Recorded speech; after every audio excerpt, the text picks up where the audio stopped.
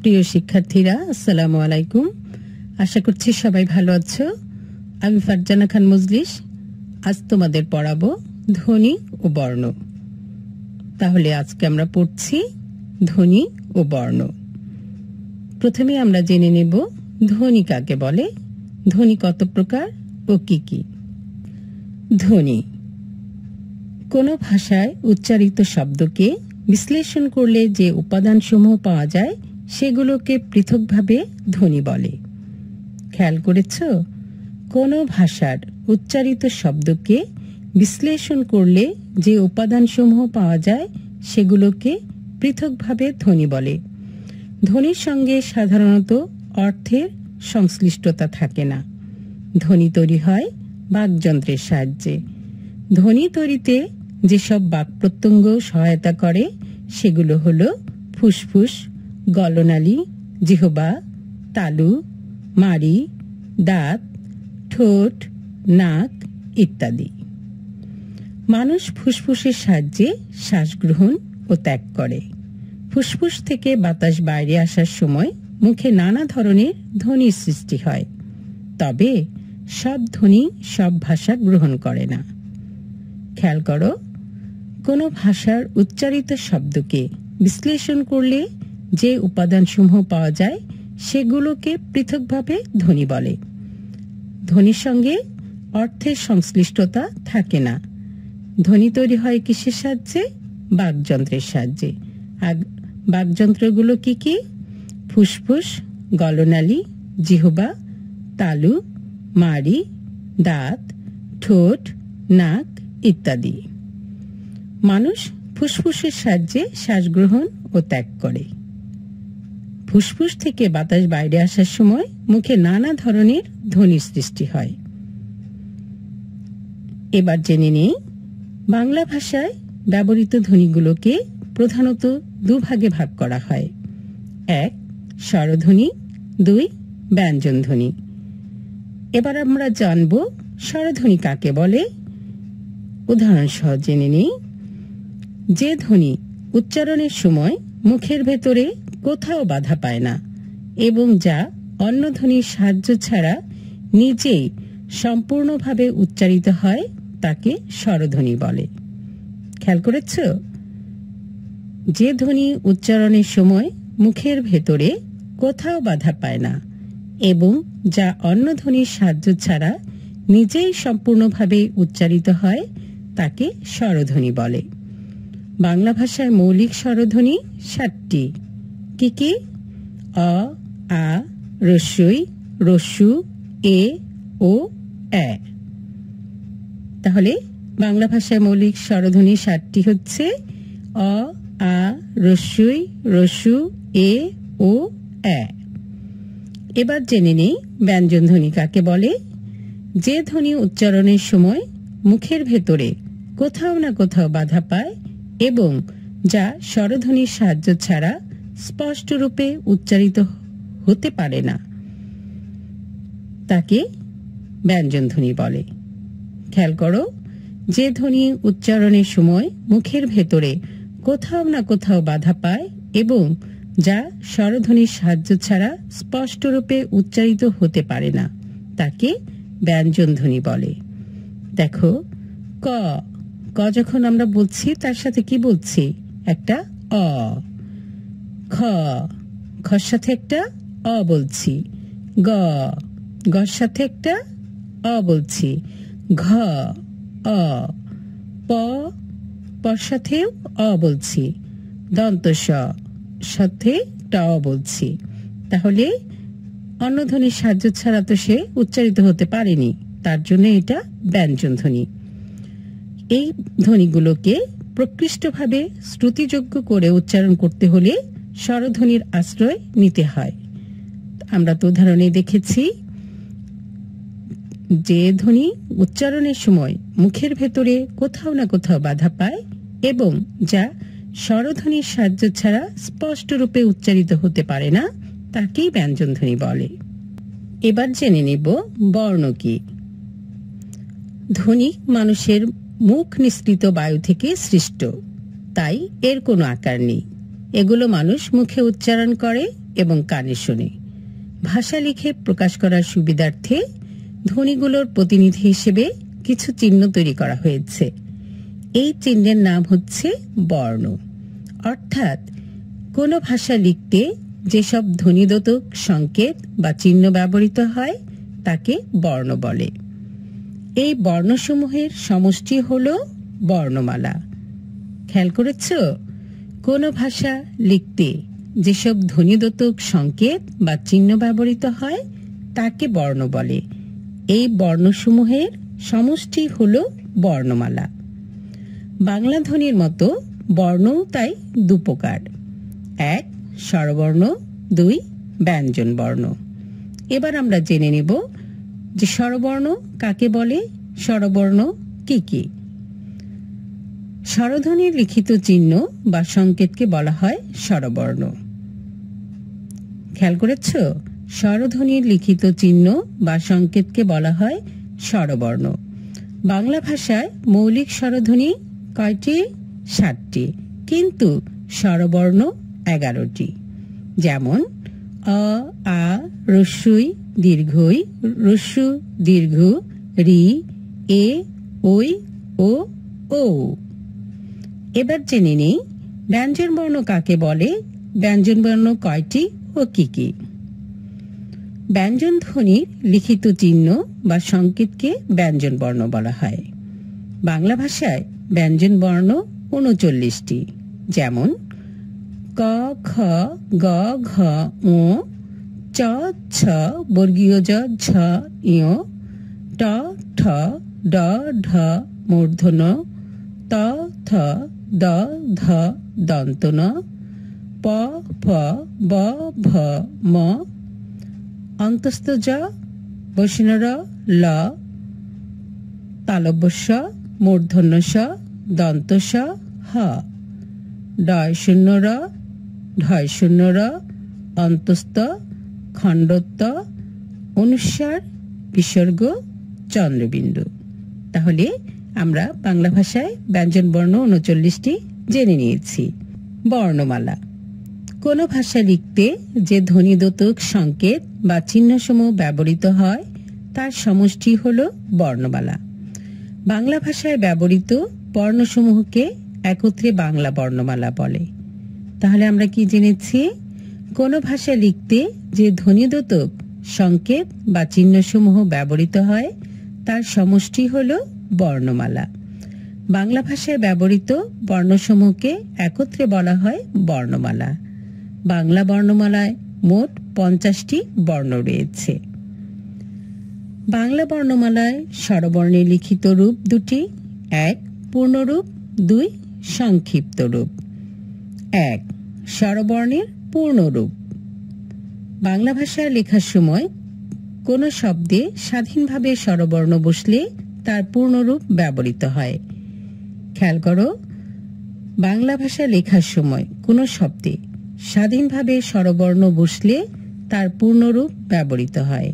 যেমন শব্দের প্রথমে অনেক, অনেক পূর্ণরূপ হয়েছে আকাশ, ইলিশ, উকিল, ঋণ, এক।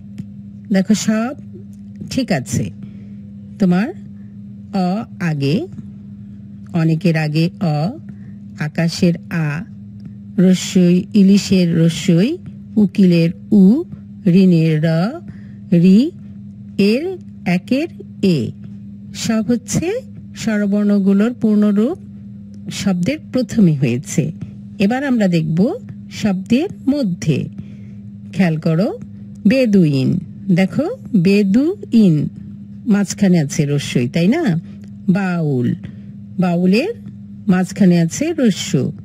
পাউরুটি, পয়াকারের পরে মাঝখানে আছে রস্য, পাউরুটি। আবো হাওয়া, দেখো মাঝখানে আছে ও, আবো হাওয়া।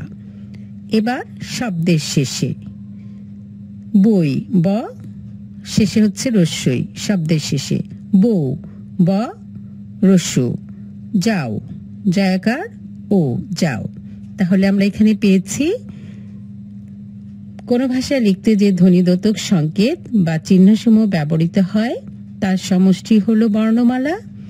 বাংলা ভাষায় ব্যবহৃত বর্ণসমূহকে একত্রে বাংলা বর্ণমালা বলে। বাংলা বর্ণমালায় মোট 50টি বর্ণ রয়েছে। বাংলা বর্ণমালায় স্বরবর্ণের লিখিত রূপ দুটি, এক পূর্ণরূপ, দুই সংক্ষিপ্ত রূপ। এক হচ্ছে স্বরবর্ণের পূর্ণরূপ। বাংলা ভাষায় লেখার সময় কোনো শব্দে স্বাধীনভাবে স্বরবর্ণ বসলে তার পূর্ণরূপ ব্যবহৃত হয়। যেমন শব্দের প্রথমে বসেছে অনেক, আকাশ, ইলিশ, উকিল, ঋণ, এক। শব্দের মধ্যে বসেছে বেদুইন, বাউল, পাউরুটি, আবহাওয়া। শব্দের শেষে বসেছে বই, বউ, যাও। দুই, স্বরবর্ণের সংক্ষিপ্ত রূপ। অভিন্ন অন্য স্বরবর্ণগুলো ব্যঞ্জনবর্ণের সঙ্গে সংযুক্ত হলে পূর্ণরূপের বদলে সংক্ষিপ্ত রূপ পরিগ্রহ করে। স্বরবর্ণের এ ধরনের সংক্ষিপ্ত রূপকে কার বলে? স্বরবর্ণের কার চিহ্ন 10টি। খেয়াল করবে, অ হচ্ছে স্বাধীন বর্ণ, কাজেই অ ছাড়া আর যে 10টি স্বরবর্ণ আছে তাদের হচ্ছে সংক্ষিপ্ত রূপ আছে। যেমন আকার, রস্যিকার, দীর্ঘিকার, রস্যুকার, দীর্ঘকার, ঋকার, একার, ঐকার, ওকার, ঔকার। কাজেই আমাদের স্বরবর্ণের কার চিহ্ন হচ্ছে 10টি। যেমন আকার, আকার দিয়ে উদাহরণ দেওয়া আছে মা, ময়াকারে মা, বাবা, ঢাকা। রস্যইকার, রস্যি দেওয়া, দেখো রস্যইকার কিনি, চিনি, মিনি। দীর্ঘইকার, দীর্ঘের চিহ্ন শশী, সীমানা, রীতি। রস্যুকার কুকুর, পুকুর, দুপুর। দীর্ঘকার ভূত, মূল্য, সূচি। ঋকার কৃষক, তৃণ, পৃথিবী। একার চেয়ার, টেবিল, মেয়ে। ঐকার তৈরি, বৈরি, নৈরিত। ওকার খোকা, পোকা, বোকা। ঔকার নৌকা, মৌসুমী, পৌষ। তাহলে আমরা এখানে জেনেছি অভিন্ন অন্য স্বরবর্ণগুলো ব্যঞ্জনবর্ণের সঙ্গে সংযুক্ত হলে পূর্ণরূপের বদলে সংক্ষিপ্ত রূপ পরিগ্রহ করে। স্বরবর্ণের এ ধরনের সংক্ষিপ্ত রূপকে কার বলে? স্বরবর্ণের কার চিহ্ন 10টি। বাংলা বর্ণমালায় ব্যঞ্জন বর্ণেরও দুটি লিখিত রূপ রয়েছে, এক পূর্ণরূপ, দুই সংক্ষিপ্ত রূপ। এক, ব্যঞ্জন বর্ণের পূর্ণরূপ। ব্যঞ্জন বর্ণের পূর্ণরূপ শব্দের প্রথমে, মধ্যে বা শেষে স্বাধীনভাবে বসে। শব্দের প্রথমে দেখো কবিতা, ক, দেখো আগে বসেছে কবিতা। পড়াশোনা, প, আগে বসেছে। টগর, ট, আগে বসেছে। শব্দের মধ্যে দেখো কাকলি, কয়কার, তারপরে ক, কাকলি। খুলনা, দেখো ক্ষয়রস্যকার পরে ল, ল শব্দের মধ্যে বসেছে। ফুটবল, দেখো ফুট, ট, ফুটবল, বল। শব্দের শেষে আম, দেখো শেষে ম, আম। শীতল, ল। সিলেট, ট। তাহলে ব্যঞ্জন বর্ণের পূর্ণরূপ শব্দের প্রথমে, মধ্যে বা শেষে স্বাধীনভাবে বসে। দুই, ব্যঞ্জন বর্ণের সংক্ষিপ্ত রূপ। অনেক সময় স্বরবর্ণ বা ব্যঞ্জন বর্ণের সঙ্গে সংযুক্ত হওয়ার জন্য ব্যঞ্জন বর্ণের আকার সংক্ষিপ্ত হয়ে যায়। ব্যঞ্জন বর্ণের এই সংক্ষিপ্ত রূপকে ফলা বলে। ব্যঞ্জন বর্ণের ফলা চিহ্ন হচ্ছে 6টি। খেয়াল করো, অনেক সময় স্বরবর্ণ বা ব্যঞ্জন বর্ণের সঙ্গে সংযুক্ত হওয়ার জন্য ব্যঞ্জন বর্ণের আকার সংক্ষিপ্ত হয়ে যায়। ব্যঞ্জন বর্ণের এই সংক্ষিপ্ত রূপকে ফলা বলে। আর ব্যঞ্জন বর্ণের ফলা চিহ্ন 6টি, যেমন ন বা মূর্ধন্য ন ফলা, দেখো উদাহরণে চিহ্ন, এই দেখো ন। বিভিন্ন, নয় ন। যত্ন, তর নিচে ন, যত্ন। পূর্বাহ্ন, হর নিচে ন, অপরাহ্ন, হর নিচে ন, এটা হচ্ছে নফলা। বফলা, দেখো পক্ক, পর নিচে ব। বিশ্ব, তালব্যস্যর নিচে ব। ধ্বনি, দেখো ধ ব নি, বফলা। এবার মফলা। পদ্মা, আমরা কিন্তু দর নিচে ম লিখেছি, কিন্তু আমরা উচ্চারণ করব পদ্মা। মুহাম্মদ, ময় ম দ। তন্ময়, নর নিচে ম। জফলা, খ্যাতি, দেখো ক্ষয় জফলা আকার, তরিশিকার, খ্যাতি। ট্যাংরা, টয় জফলা আকার, অনুস্বার বসুন রয় আকার। ব্যাংক, বয় জফলা আকার, অনুস্বার ক। রফলা, ক্রয়, কয় রফলা অন্তস্থ। গ্রহ, দেখো গয় রফলা হ, গ্রহ। লফলা, দেখো ক্লান্ত, কয় লয় আকার, নয়ত। গ্লাস, গয় লয় আকার, দন্তস্ব। অম্লান, অ ময় লয় আকার, দন্ত ন। তাহলে আমরা জেনেছি ব্যঞ্জন বর্ণের সংক্ষিপ্ত রূপকে বলা হয় ফলা। ফলা, ব্যঞ্জন বর্ণের ফলা চিহ্ন 6টি। নফলা জেনেছি, নফলা হচ্ছে চিহ্ন, বিভিন্ন, যত্ন। বফলা পক্ক, বিশ্ব, ধ্বনি। মফলা পদ্মা, মুহাম্মদ, তন্ময়। জফলা খ্যাতি, ট্যাংরা, ব্যাংক। রফলা ক্রয়, গ্রহ। লফলা ক্লান্ত, গ্লাস, অম্লান।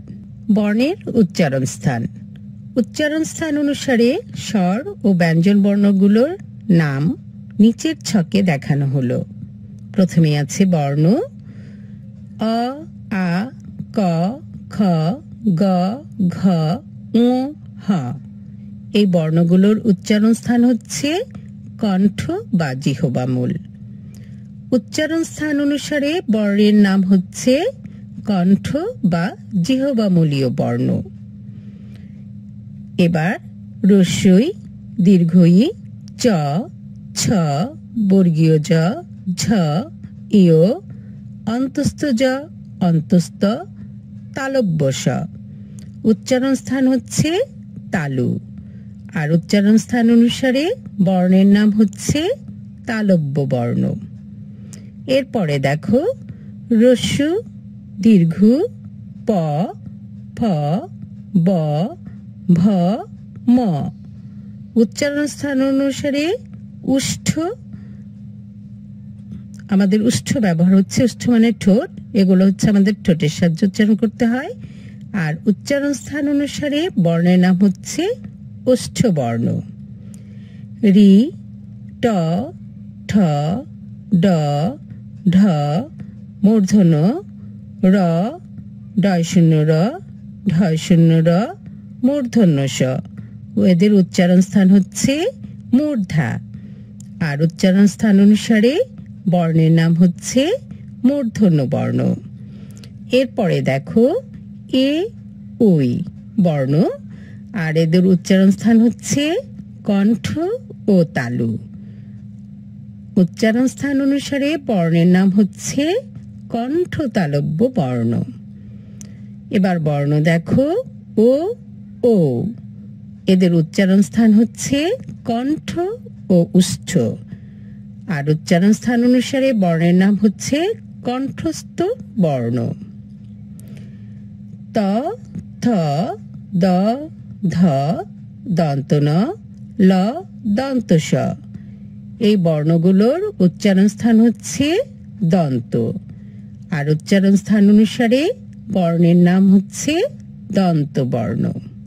এবার খেয়াল করো বর্ণের উচ্চারণ প্রকৃতি।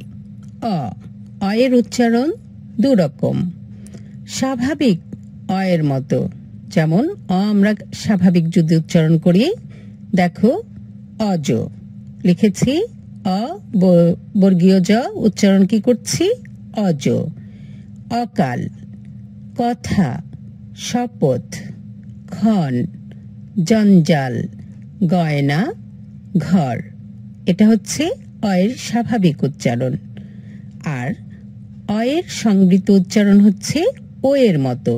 দেখো লিখেছে কি অতি, উচ্চারণ কি করব অতি। লিখেছি নদী, উচ্চারণ কি করব নদী, ও ও করব। লিখেছি অভিধান, উচ্চারণ কি করব অভিধান। লিখেছি অতনু, উচ্চারণ কি করব অতনু। লিখেছি সুমতি, উচ্চারণ কি করব সুমতি।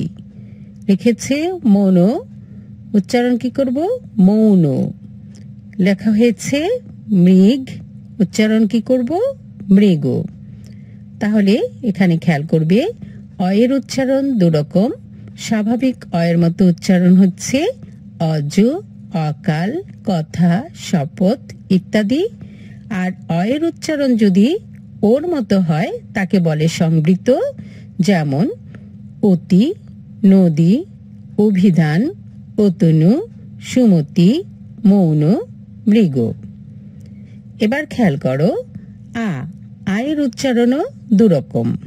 স্বাভাবিক আয়ের মতো আগামী, আগামী বলছি আমরা, আশা, আকাশ, আলো, মানে স্বাভাবিক উচ্চারণ। আর যদি অয়ের উচ্চারণ এর মতো হয় তাহলে আমরা বলবো সংবৃত। দেখো লিখেছে কি গান, উচ্চারণ কি করব জ্ঞান, তারপর লিখেছি বিখ্যাত, আমরা উচ্চারণ কি করব বিখ্যাত। এটা হচ্ছে ও এর মতো, এর মতো হলে এটা হবে সংবৃত। খেয়াল করো আয়ের উচ্চারণও দুরকম। স্বাভাবিক আয়ের মতো আগামী, আমরা, আশা, আকাশ, আলো। আর অয়ের উচ্চারণ এর মতো হলে তাকে আমরা বলবো সংবৃত, সেটা হচ্ছে জ্ঞান, বিখ্যাত।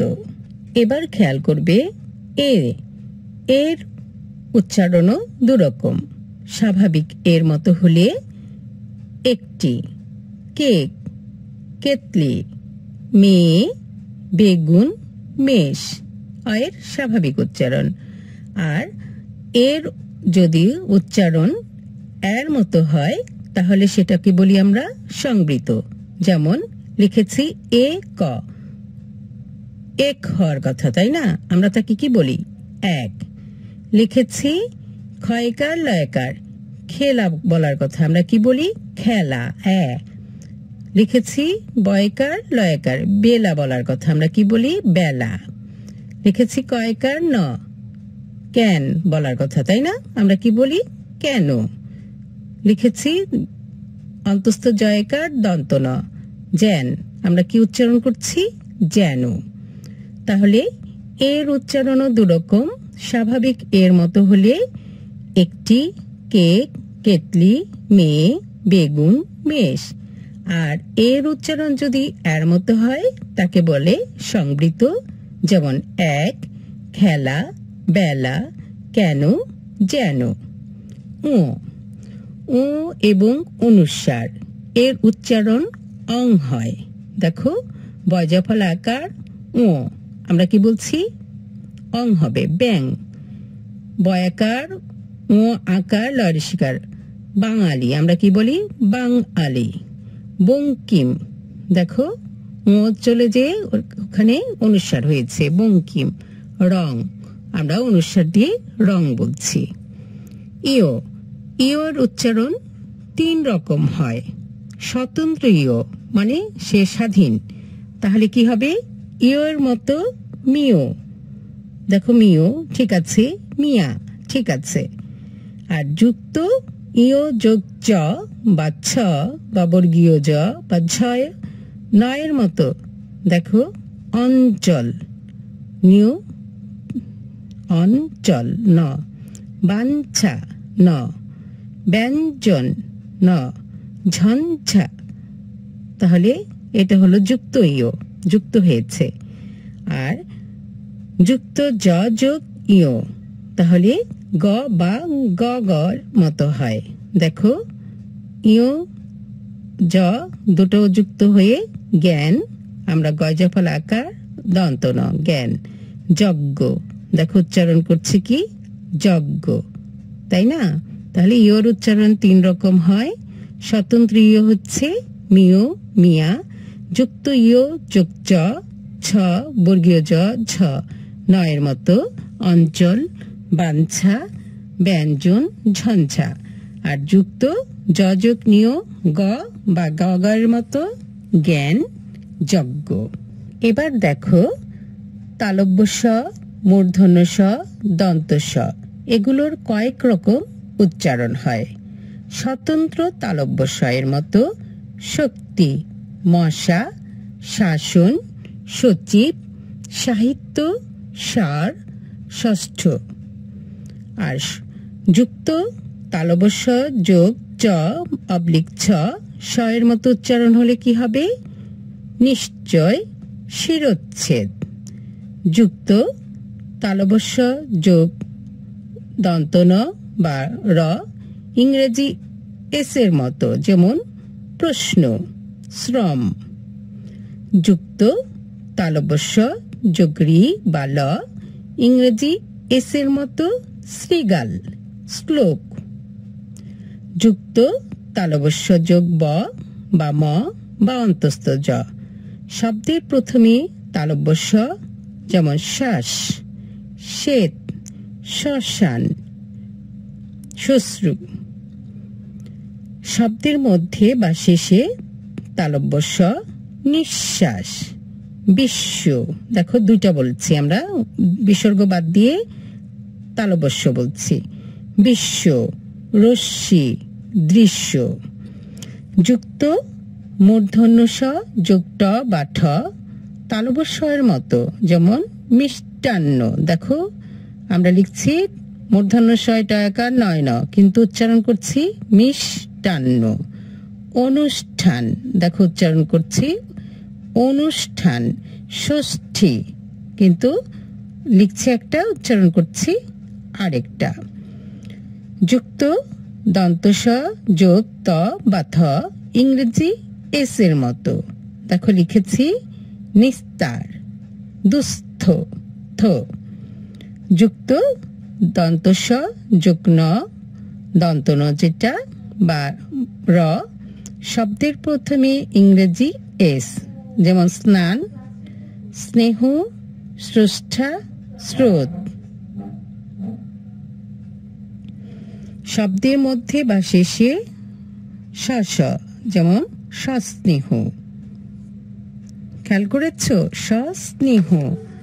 এরপর আছে যুক্ত দন্ত স যোগ ব অবলিক ম, শব্দের প্রথমে স স, যেমন উচ্চারণ লিখছি স্বর্ণ, উচ্চারণ করছি স্বর্ণ, স্মরণ। শব্দের মধ্যে শেষে তালব্য স দন্ত স, সর্বস্ব, সুস্মিত। খেয়াল করেছ? আমরা এগুলো যে উচ্চারণ করছি, উচ্চারণগুলো আমাদেরকে আমাদের ধ্বনি অনুযায়ী হয়েছে। তাহলে আজকে আমরা পড়েছি ধ্বনি ও বর্ণ।